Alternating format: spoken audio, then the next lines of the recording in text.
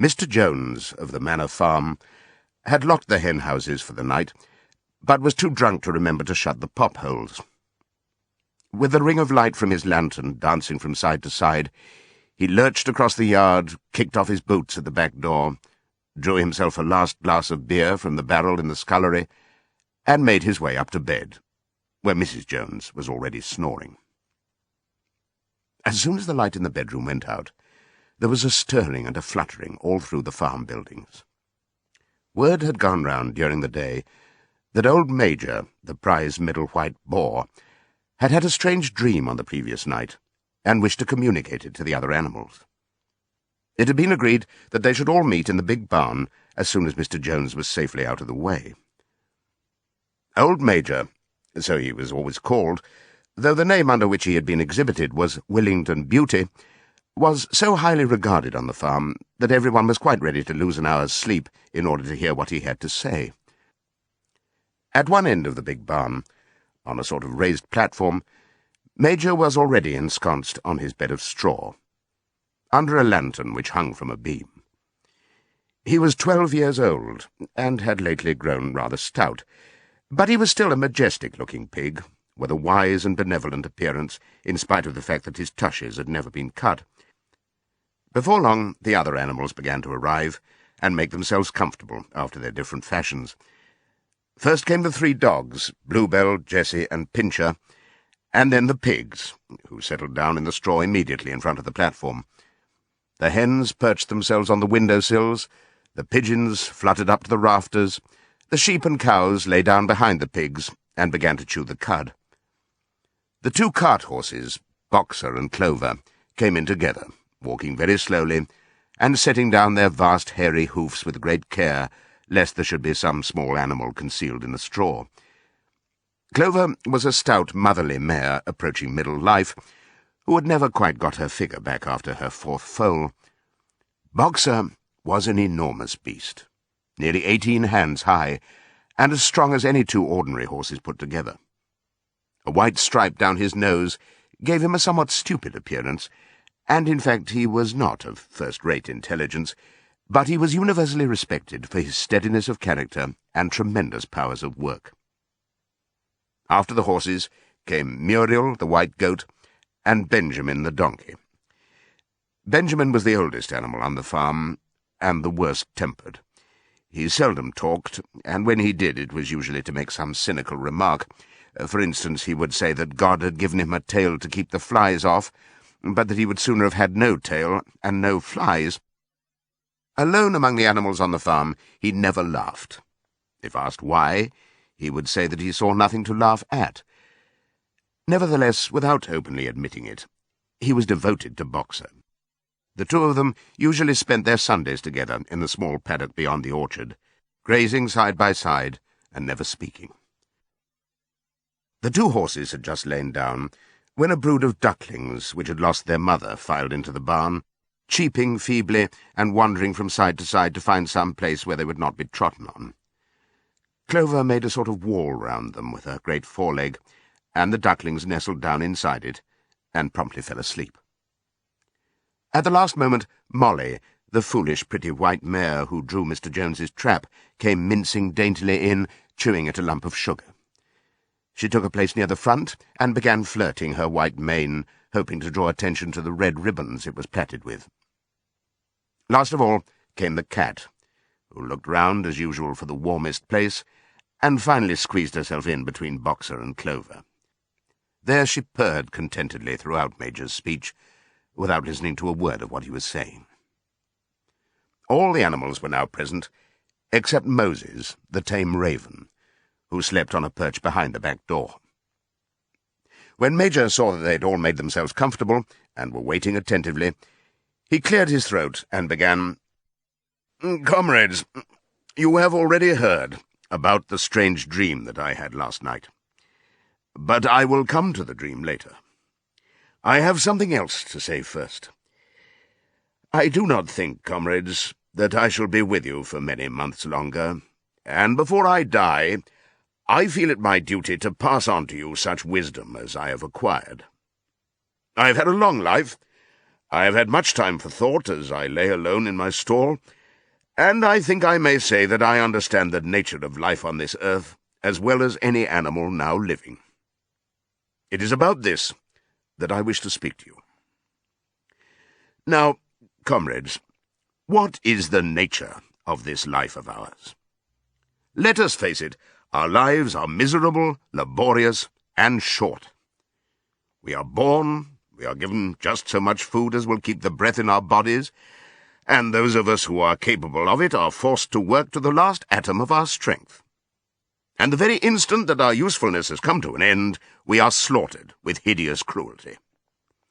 No animal in England knows the meaning of happiness or leisure after he is a year old. No animal in England is free. The life of an animal is misery and slavery. That is the plain truth.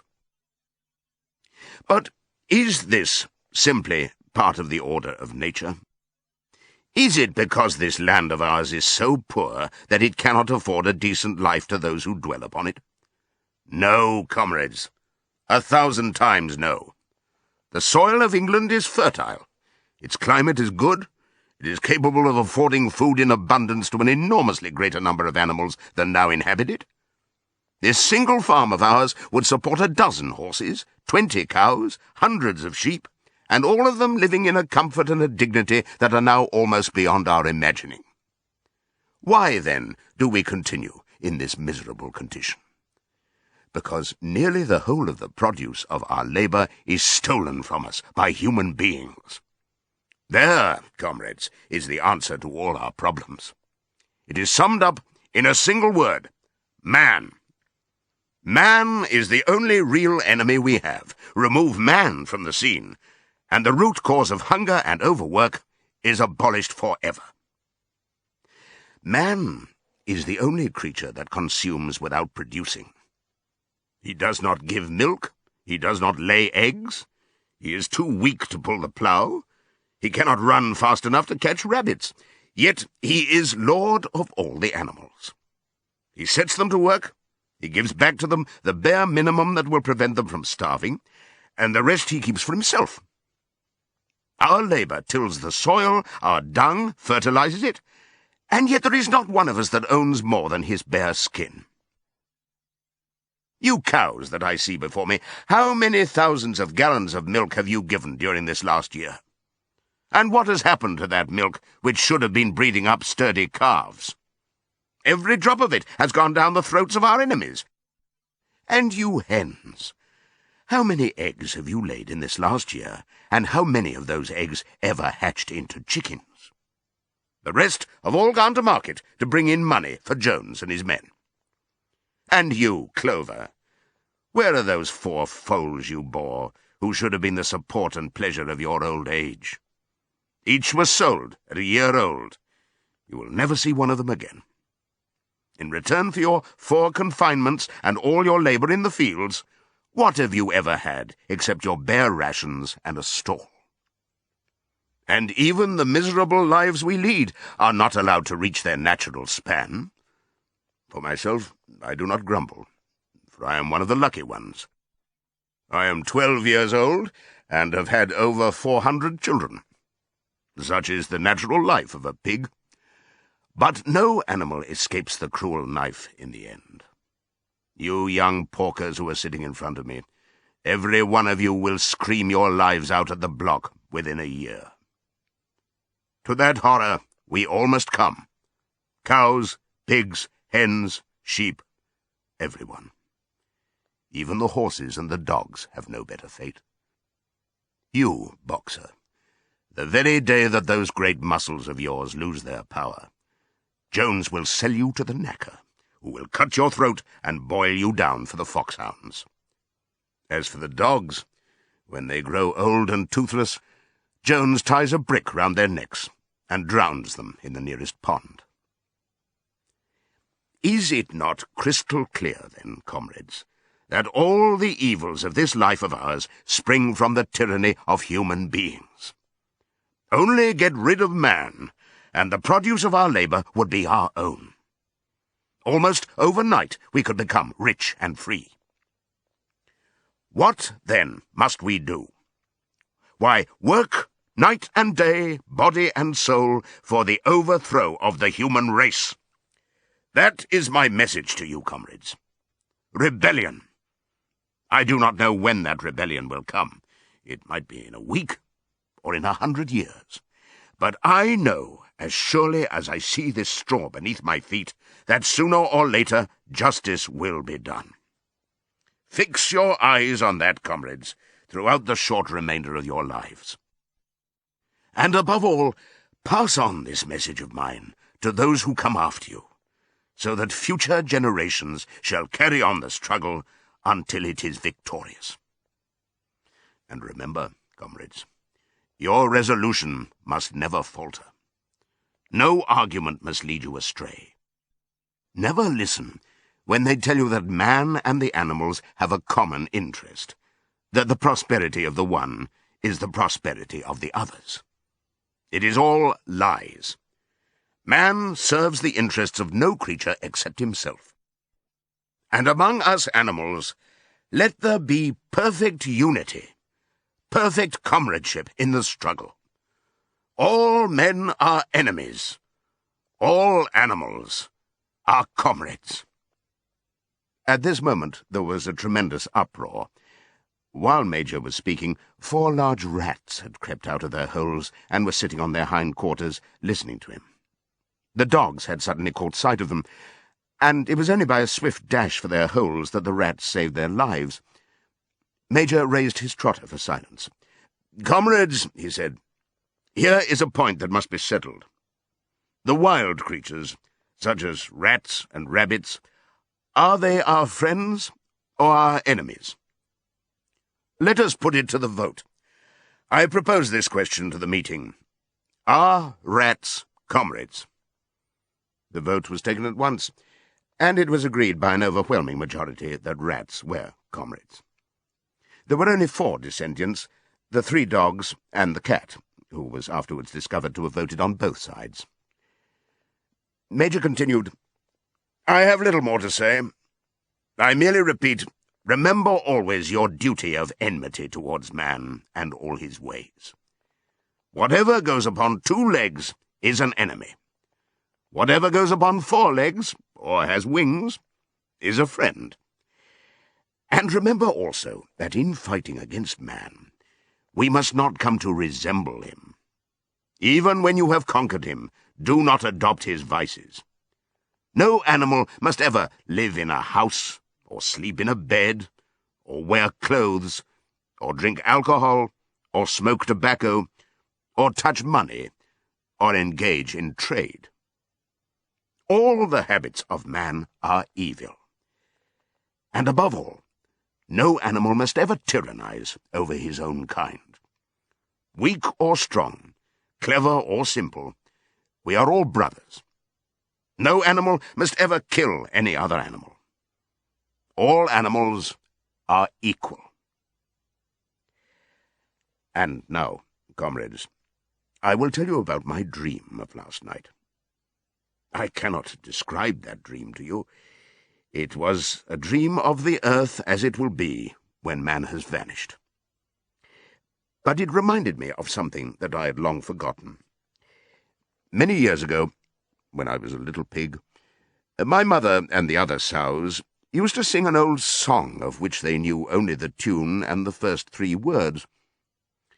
I had known that tune in my infancy, but it had long since passed out of my mind. Last night, however, it came back to me in my dream. And what is more, the words of the song also came back. Words, I am certain, which were sung by the animals of long ago, and have been lost to memory for generations. I will sing you that song now, comrades. I am old, and my voice is hoarse, but when I have taught you the tune, you can sing it better for yourselves. It is called Beasts of England. Old Major cleared his throat and began to sing. As he had said, his voice was hoarse, but he sang well enough, and it was a stirring tune, something between Clementine and La Cucaracha. The words ran, Beasts of England, beasts of Ireland, beasts of every land and clime, hearken to my joyful tidings of the golden future time.